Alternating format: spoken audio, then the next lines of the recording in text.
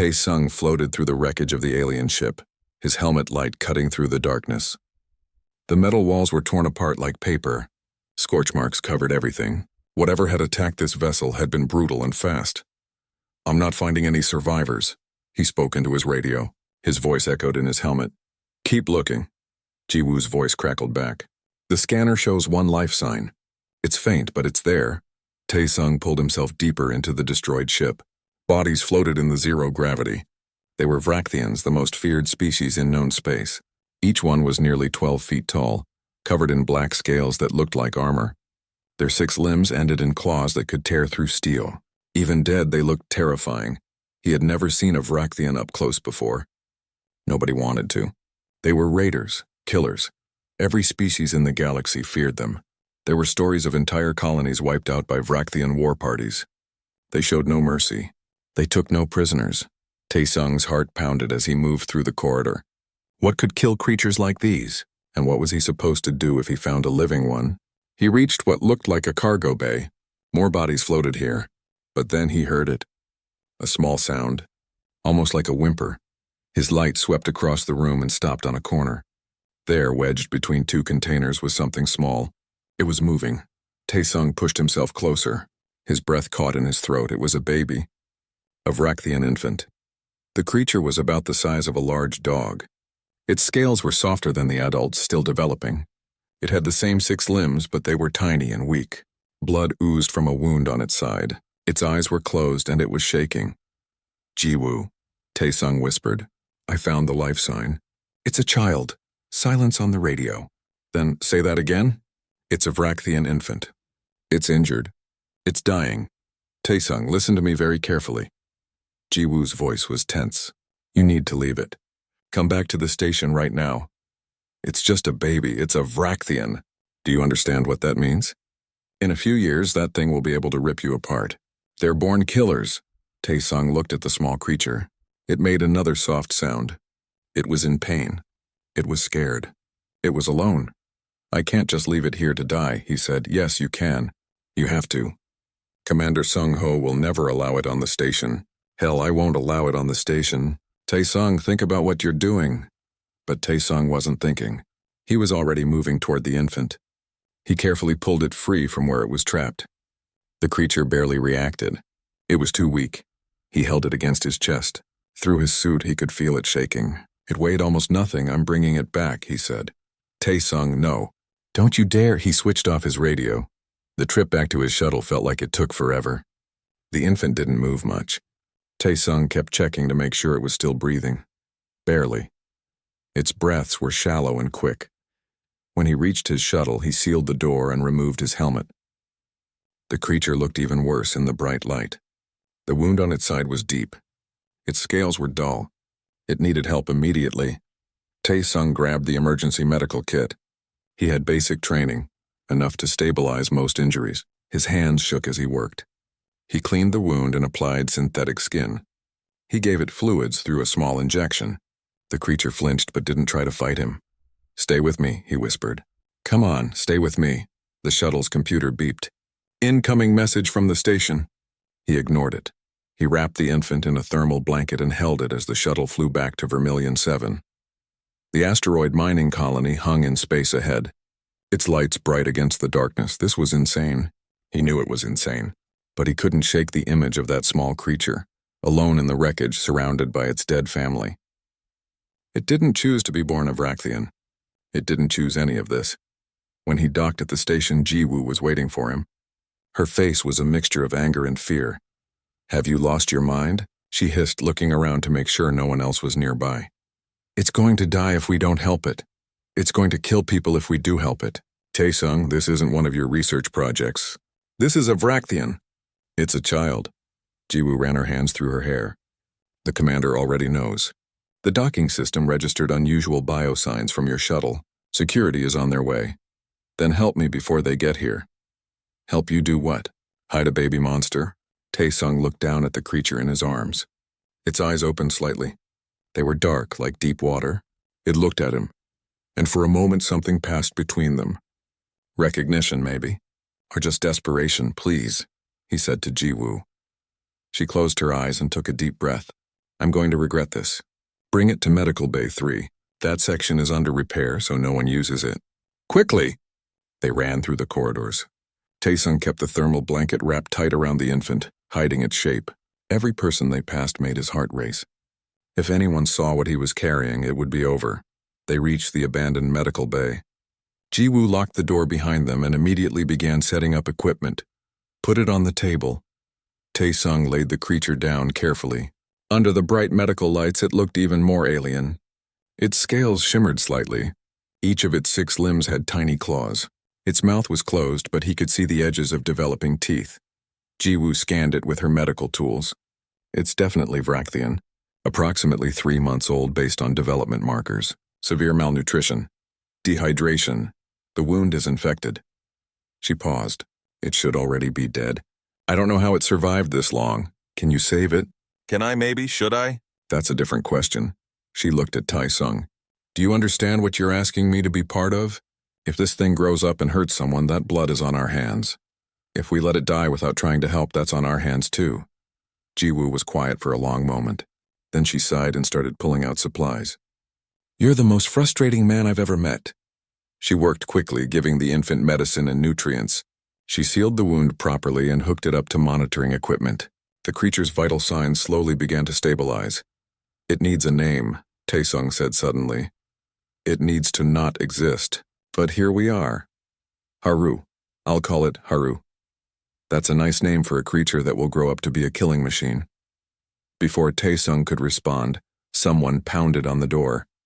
Open up. Security. Jiwoo and Taesung looked at each other. The infant Haru lay on the table between them, its small chest rising and falling with shallow breaths. What do we do? Jiwoo whispered. Taesung stepped between the door and the table. We protect it. The pounding came again, harder this time. Voices shouted commands. Taesung could hear weapons being readied. He looked down at Haru one more time. The creature's eyes were open now, watching him. In that moment, Taesung made a choice that would change everything. He wasn't going to let them take it. Not without a fight.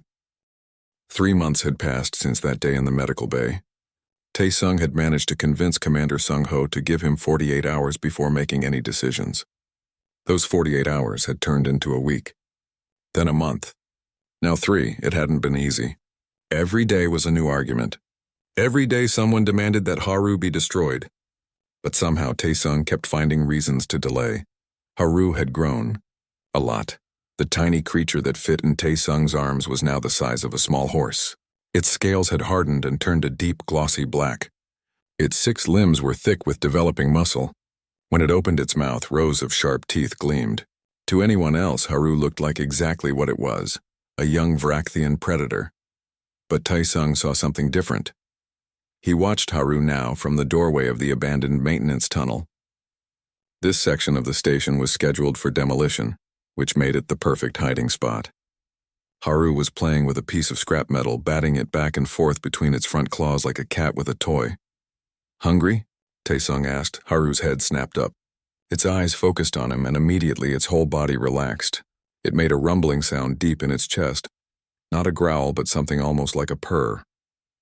It moved toward him, its movement still clumsy and puppyish despite its size. Taesung set down the container of food. It was a special mixture he had developed. Protein-rich nutrients combined with minerals that Vrachthians needed. Haru ate with enthusiasm but not aggression. It never snapped at him. It never showed its teeth in threat.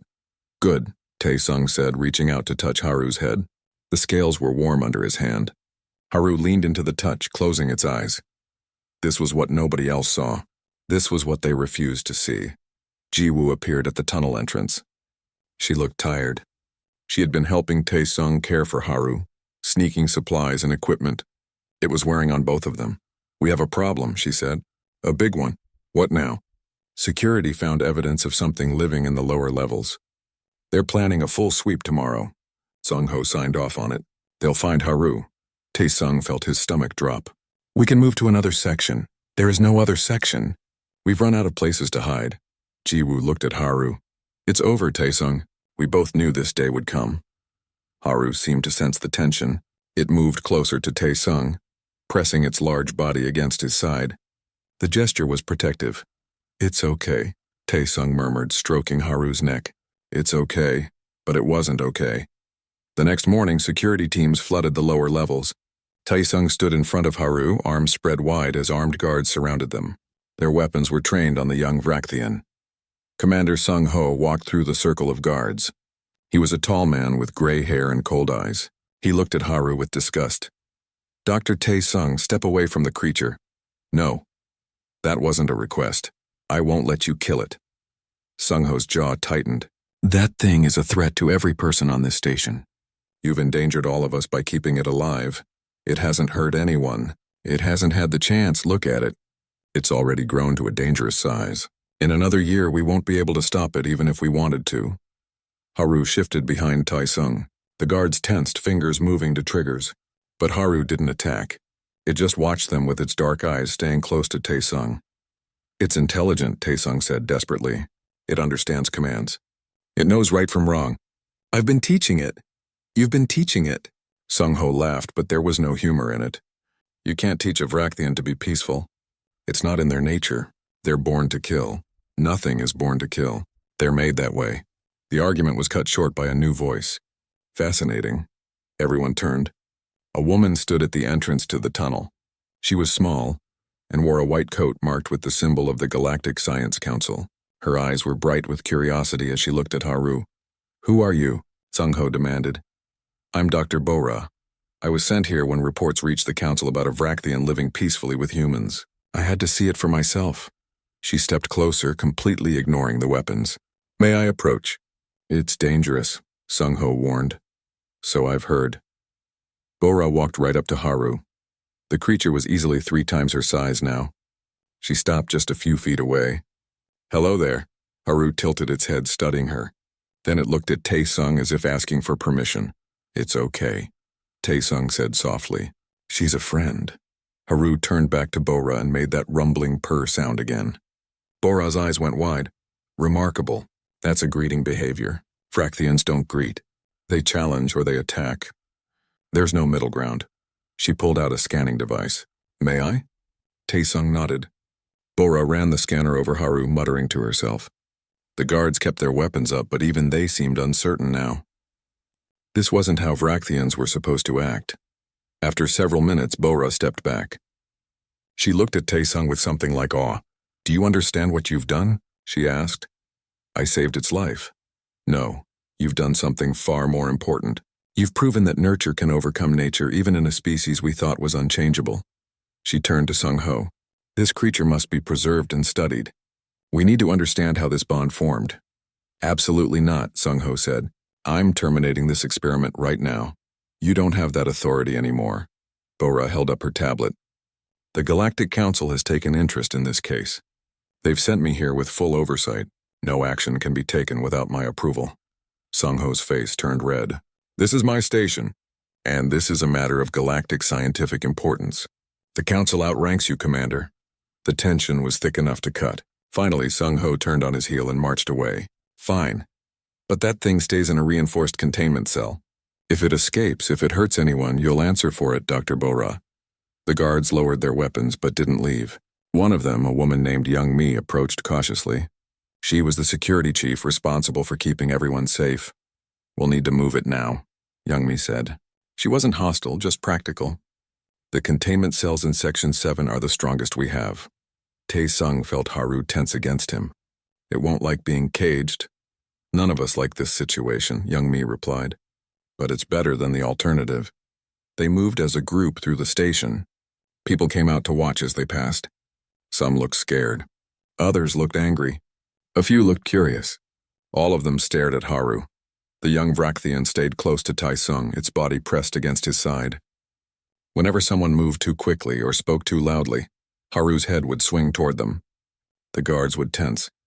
But Haru never attacked. It just watched, protective but not aggressive. The containment cell was large but bare. Reinforced walls. Energy barriers. Designed to hold dangerous prisoners. No.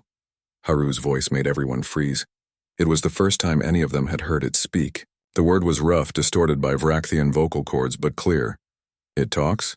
Young Mi whispered. Taesung's heart was pounding. He had been teaching Haru words, but it had never spoken in front of others before. "Yes," Taesung said to Haru. "I know you don't want to, but it's just for a little while. I'll visit every day. I promise I will stay. Father, stay." The word hit Taesung like a physical blow.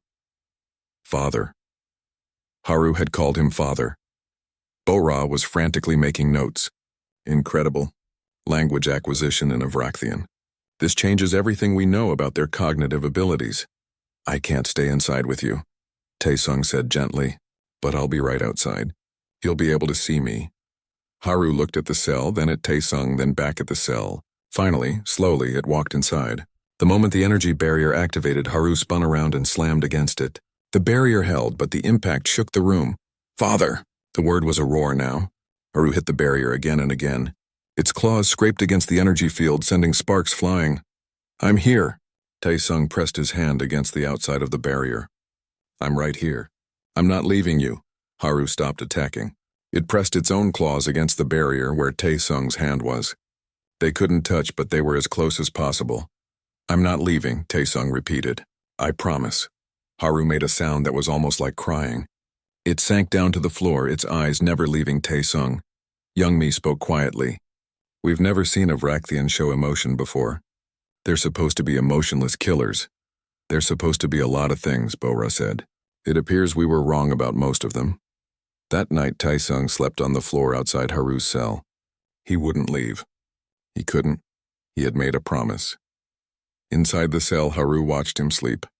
The young Vrakthian's eyes glowed slightly in the darkness, alert and protective. Outside, the station talked.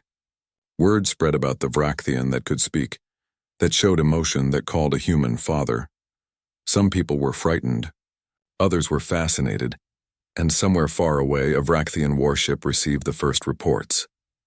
They began plotting a course toward Vermilion 7. Everything was about to change. 8 months had changed everything. Haru was no longer a baby. Standing at 15 feet tall and weighing over 2 tons, the young Vrakthian was now a fully grown adult. Its body was covered in thick black scales that could deflect most weapons. 6 powerful limbs ended in claws that could tear through steel. When it opened its mouth, 3 rows of teeth gleamed like knives. To anyone who saw Haru for the first time, the creature was the stuff of nightmares. This was what every species in the galaxy feared. This was death walking on 6 legs.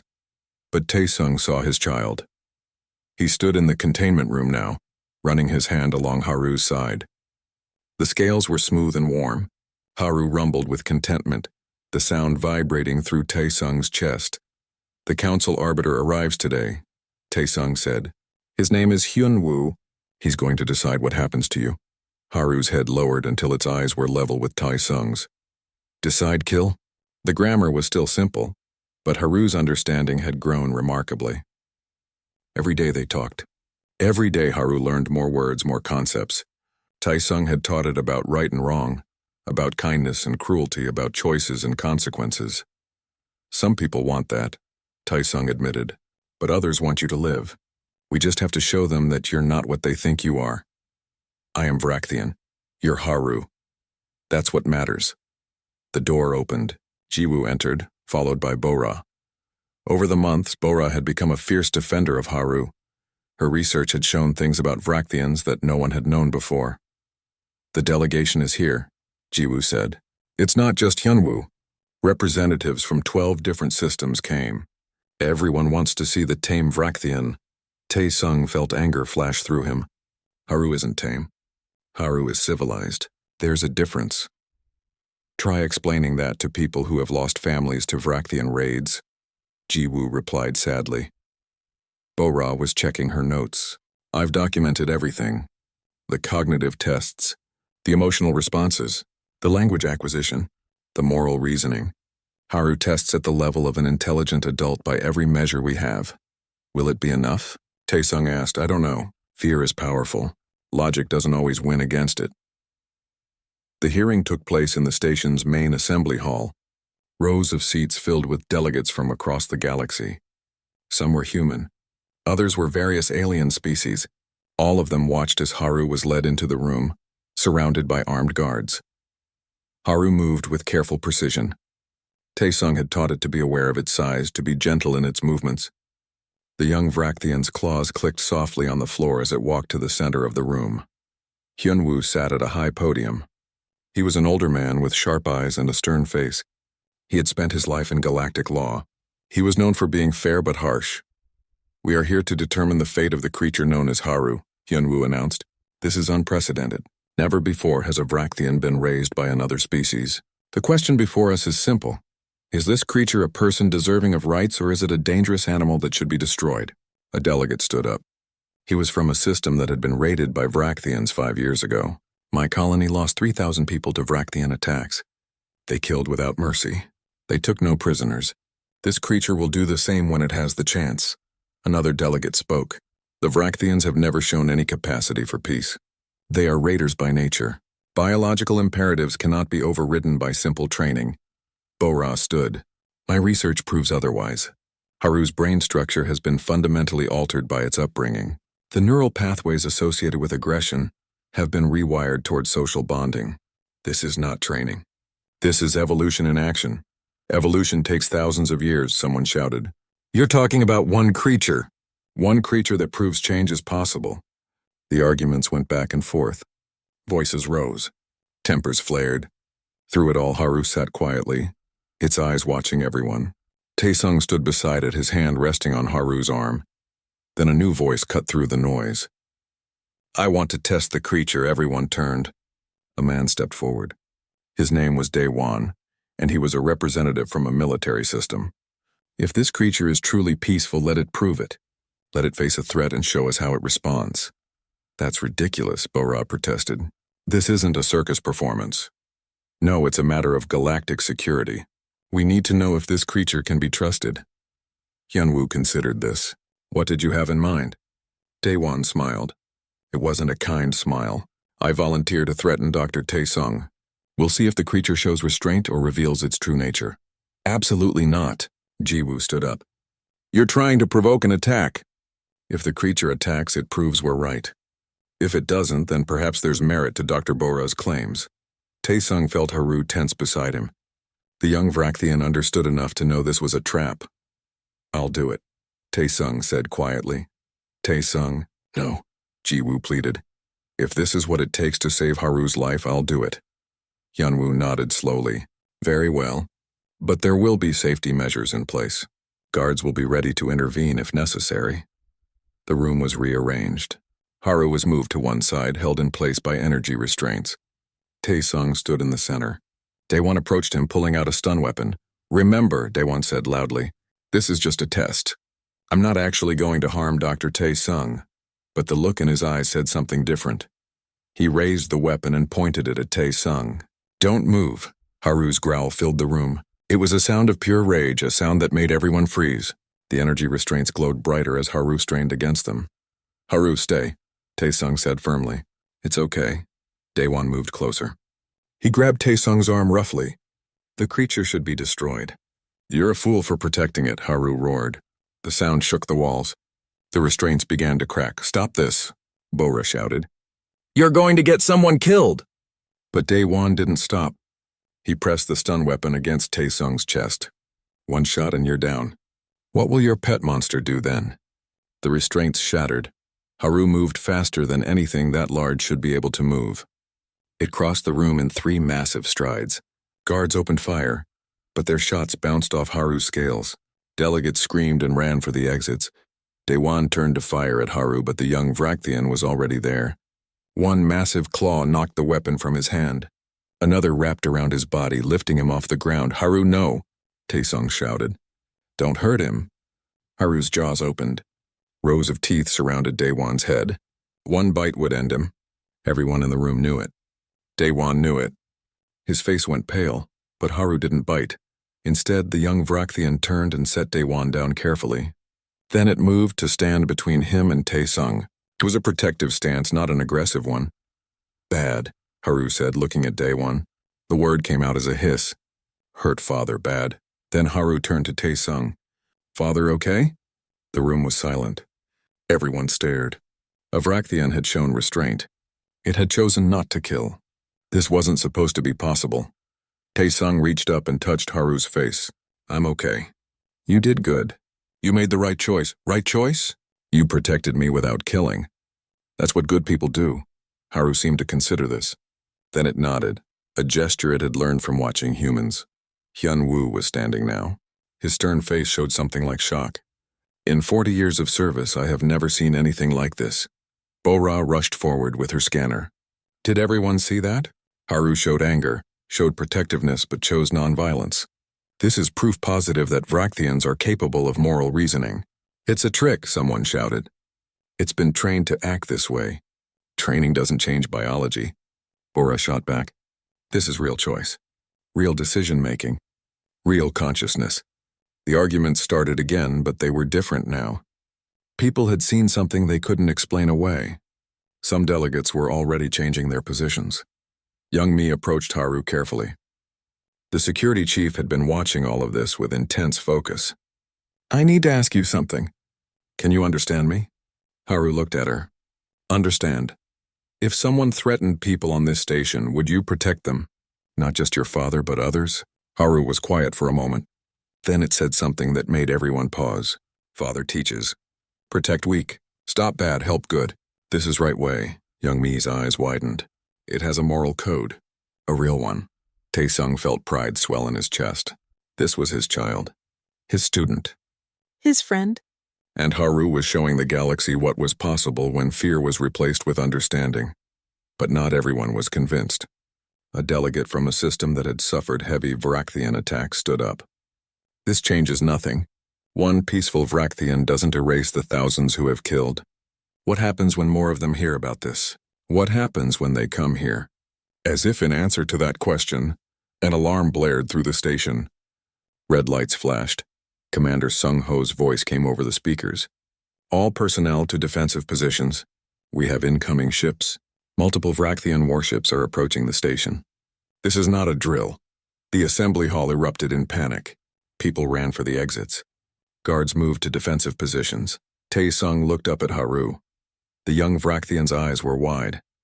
For the first time since they met, Taesung saw fear on Haru's face. My people, Haru whispered. They come for me. And somewhere outside the station, the Vrakthian warships held position just outside the station's defensive range. They hadn't attacked. They just waited. 3 massive vessels, each one capable of destroying the mining colony in minutes. Everyone on Vermilion 7 was terrified. 2 weeks had passed since the ships arrived. 2 weeks of tension so thick it was hard to breathe. 2 weeks of waiting for something terrible to happen. Then a message came through. The Vrakthians wanted to talk.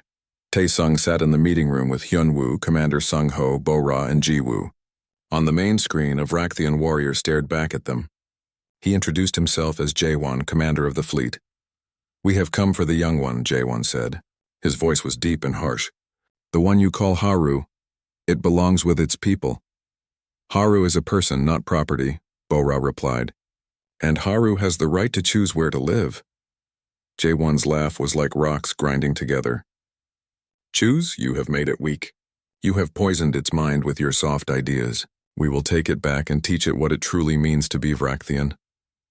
Over my dead body, Taesung said quietly. That can be arranged. Hyun-woo raised his hand. Let's all remain calm. Commander Jaewon, we cannot simply hand over a sentient being. Haru has demonstrated intelligence, emotional capacity, and moral reasoning. Under galactic law, that grants certain protections. Your laws mean nothing to us. We do not recognize your authority over our kind. The meeting went nowhere. The Vrakthians refused to leave. Without Haru, the station refused to surrender Haru. It was a stalemate. That's when the distress call came in. A mining colony 2 systems away had suffered a massive equipment failure. Their primary excavator had collapsed into the mine tunnels. 23 workers were trapped deep underground. Rescue attempts had failed. The tunnels were too unstable. Heavy equipment couldn't get close without causing more collapses. They needed help. They needed it fast. Taesung was in Haru's containment room when Ji-woo brought him the news. He read the report and immediately understood. Haru could do this, he said. What? Haru is strong enough to move the debris. The scales are thick enough to protect against falling rock. And Haru is smart enough to know how to work carefully. Ji-woo stared at him. You want to send Haru on a rescue mission? Are you insane? It's a chance to prove what Haru really is. Not a monster, a hero. Or it's a chance for Haru to be killed if something goes wrong. Those tunnels are ready to collapse completely. Taesung looked at Haru. The young Vrakthian had been listening. What do you think? Haru stood up, its full height making the room feel small. People trapped? Yes, they need help. I help. There was no hesitation in Haru's voice. Bora was against it. So was Hyunwoo. Commander Sung-ho actually supported the idea, though probably because he saw it as a way to get rid of Haru if things went wrong. But in the end, it was Haru's choice. And Haru chose to go. The journey to the mining colony took 6 hours. Taesung went along over everyone's objections. Young Mai came too with a small security team. They had to make sure Haru didn't do anything dangerous. When they arrived, the situation was worse than the reports had said. The main shaft had collapsed completely. Smaller tunnels were still holding, but barely. One wrong move could bring everything down. The colony administrator was a woman named Mi Young. She was a journalist before becoming an administrator, and she had been documenting everything. Her camera drones followed them as they prepared. This is being broadcast across the sector, she told them. Everyone is watching. Taesung felt the weight of that. The whole galaxy was about to see Haru in action. If this went well, it could change everything. If it went badly. He pushed the thought away. Haru stood at the entrance to the collapsed tunnel. The young Vrakthian's head tilted as it studied the situation. Then, without waiting for instructions, Haru began to work. The process was slow. Careful. Haru would move one piece of debris, then stop and listen. If the tunnel seemed stable, Haru would move another piece. If it seemed ready to collapse, Haru would brace the walls with metal supports before continuing. Taesung watched in amazement. He had taught Haru about cause and effect, about patience and planning. But this was different. This was Haru applying those lessons to a complex problem. Hours passed. Haru worked without stopping. The young Vrakthian's scales were scratched and dented from falling rocks. But Haru kept going. We're through to Tunnel 7, Young Mi reported. We can hear the workers now. They're alive. A cheer went up from the rescue team, but it was too soon to celebrate. Tunnel 7 was in bad shape. The walls were cracked. The ceiling was held up by damaged supports. One wrong move and it would all come down. We need to reinforce the tunnel before we can get them out, an engineer said. But we don't have the right equipment here. It'll take hours to bring it in. Hours we don't have, Mi Young said, checking her readings. The tunnel is deteriorating. It'll collapse within 2 hours. Maybe less. Everyone looked at Haru. The young Vrakthian was already moving forward. It positioned itself in the tunnel, using its massive body to hold up the ceiling. 6 powerful limbs braced against the walls and floor. Haru's back pressed against the cracked ceiling, taking the weight. What are you doing? Taesung called out. Holding. You get people. Haru, you'll be crushed if the tunnel collapses. Father taught. Protect weak. This is right way. Taesung felt tears in his eyes. This was his child. His brave, incredible child. The rescue team moved quickly. One by one, they brought the trapped workers through the tunnel. All 23 of them. Some were injured. All were terrified. But they made it. As the last worker was brought out, the tunnel began to fail. Cracks spread across the walls. Rocks fell from the ceiling. Haru's body shook with the strain of holding everything up. Haru, get out of there, Taesung shouted, still holding. Everyone out? Yes. Everyone's safe. Now move! Haru began backing out of the tunnel. Slowly. Carefully. The moment Haru's body moved, the ceiling started to collapse. Rocks fell in a deadly rain. Haru surged forward, moving fast. But not fast enough. A massive piece of ceiling came down, catching Haru's rear limbs. The young Vrakthian roared in pain but kept moving. Then the entire tunnel collapsed. No! Taesung tried to run forward, but Young Mi held him back. For a moment, there was only dust and settling rubble. Then through the cloud, something moved. Haru emerged from the collapse. The young Vrakthian was limping. Blood dripped from several wounds. But Haru was alive. And behind Haru, all 23 miners stood safe. The crowd erupted in cheers. But it was one of the miners who did something unexpected. His name was Dong Jin. He had been the last one out. He had seen Haru holding up the tunnel, seen the young Vrakthian take the weight of the mountain to save them all. He ran forward and threw his arms around Haru's leg. It was all he could reach. Tears streamed down his face. "Thank you," he sobbed. "Thank you. My children. I thought I'd never see my children again. Thank you." Haru looked down at the man. Then carefully, the young Vrakthian lowered its head and gently touched Dongjin's shoulder. It was a gesture of comfort. Mi Young's camera drones captured everything. The image of a Vrakthian comforting a crying human spread across the sector within minutes. Within hours, it had reached across multiple systems. The galaxy watched. The galaxy saw not everyone was convinced. There were still those who called it a trick, a manipulation. But many others began to question what they thought they knew about Vrakthians. The medical team patched up Haru's wounds. The young Vrakthian had been lucky. The injuries were painful but not serious. Haru would heal. That night, as they prepared to return to Vermilion 7, Taesung sat with Haru. The young Vrakthian was resting, its eyes half closed. "You could have been killed," Taesung said softly. "Father taught. Good people protect, good people help. I am good people." Taesung couldn't speak for a moment. His throat was too tight. Finally he managed, "Yes, you are. You're the best person I know." Haru's eyes closed completely. "Good, Father, proud. So proud. More proud than I can say." When they returned to Vermilion 7, something had changed. People no longer looked at Haru with only fear. Some still did, but others looked with curiosity, with respect, with wonder. The Vrakthian warships were still there, still waiting. But now the whole galaxy was watching. Whatever happened next would be seen by everyone. Commander Sung-ho pulled Taesung aside. The stern man looked uncomfortable.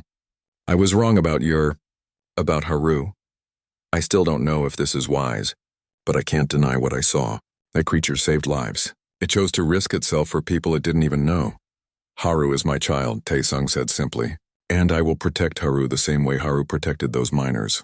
I know you will. That's why I'm going to support you when the council makes their decision." Hyunwoo called a final hearing. The assembly hall was packed. Delegates from across the galaxy attended. The broadcast was being watched by billions. Hyunwoo spoke with unusual emotion in his voice. "I have spent my life in galactic law. I have seen countless cases. But never have I seen anything like this. This creature, Haru, has demonstrated beyond any doubt that it possesses consciousness, moral reasoning, and the capacity for heroic self-sacrifice." He paused, looking around the room. "Therefore, it is my ruling that Haru is a sentient being deserving of full rights and protections under Galactic." The Vrakthian warriors came aboard the station in full armor. There were 5 of them, each one as large as Haru but covered in battle scars. They moved with the confidence of creatures who had never known defeat. Jaewon led them. He was older than the others, his scales darker and thicker. One of his eyes was missing, replaced by a glowing implant. He looked at the station's crew with barely concealed contempt. They met in the largest cargo bay on the station. It was the only space big enough to hold everyone safely. Security teams lined the walls. Delegates watched from behind protective barriers. Mi-young's camera drones recorded everything. Haru stood in the center of the bay with Taesung at its side. The young Vrakthian was tense but calm. They had talked about this moment. They both knew what was coming. Jaewon approached slowly, studying Haru with his one good eye. He walked around the young Vrakthian in a circle, examining every detail. Then he stopped and spoke in the Vrakthian language. Haru responded in the same language. Taesung couldn't understand the words, but he could hear the tone. Jaewon was challenging. Haru was firm. The conversation continued for several minutes. Then Jaewon switched to standard language so everyone could understand. "I have offered the human great wealth," he said, looking at Taesung. "Resources enough to buy 10 stations like this one. All he must do is give you to me. You are from the blood of war chiefs. Your lineage is noble. You should lead our warriors, not serve these weak creatures." Haru's response was immediate. "I serve no one. I choose my path. Father gave me choice. That is his gift. Choice?" Jaewon's laugh was harsh. "There is no choice for Vrakthians. We are warriors. We are conquerors. It is what we are. It is what you choose to be." The words seemed to hit Jaewon like a physical blow. His remaining eye narrowed. "You have been poisoned by these soft beings. You have forgotten your strength. I have not forgotten. I choose not to use it for harm." "Then you are weak." Bora stepped forward. "Commander Jaewon, our research shows that Vrakthian aggression is not genetic destiny. It is cultural conditioning reinforced from birth. Haru proves that Vrakthians can choose different paths. You understand nothing, J1 snarled. We are what we are because it keeps us alive. The galaxy is full of threats. Only the strong survive. Only those willing to kill can protect their own.